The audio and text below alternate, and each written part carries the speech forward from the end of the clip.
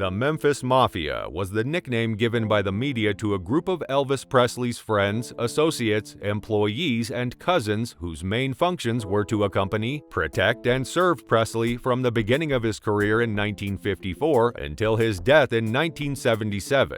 And this is what they had to say about Elvis's drug issues. The party life of Elvis and Memphis Mafia took a boost in the Sahara Hotel. At one point, Elvis was in such a situation that he had a bleeding nose and the doctor suggested him to take some rest. And just party.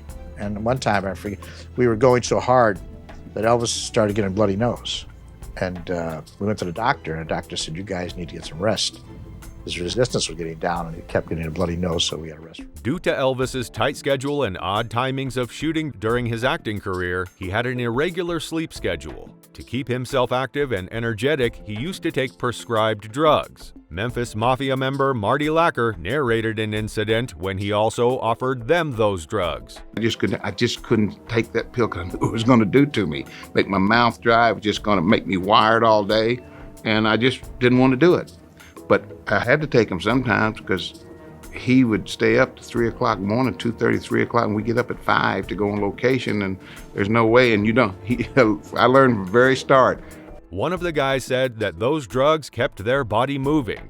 Yeah, let me give you a few, and this will help you stay awake and be in a good mood. I said, okay. So he picked out about 4 of them, and he said, here, don't take them all at once, just take them every couple of hours. I stayed up for 3 days because I had never taken this stuff before. And to be quite honest with you, it gives you one hell of a good feeling. And I wanted to keep feeling that way. So I kept taking them. I took them for 15 years. The solution to the side effects of one drug is another drug. Due to the drugs Elvis was consuming, he required sleeping pills to get sleep, which further worsened the situation for him. It became a cycle which was quite brutal for his body. Now this is an interesting story. So Elvis actually used to buy the drugs on prescription of the Mafia members, which often enraged and upset them.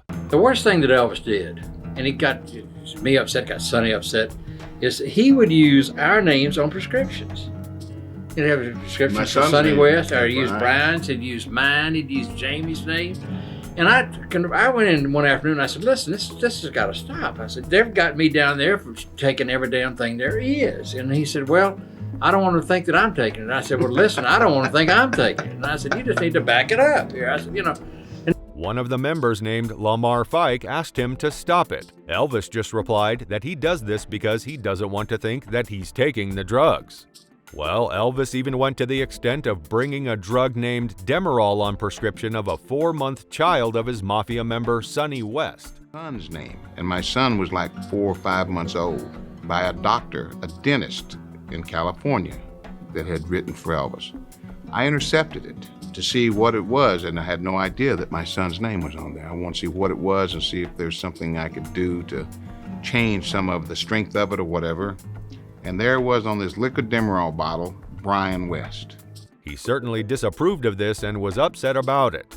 We even get to know that Elvis used to get a stock of 10,000 drugs per year, and the fact that he hardly shared those drugs is even more scarier and hard to believe.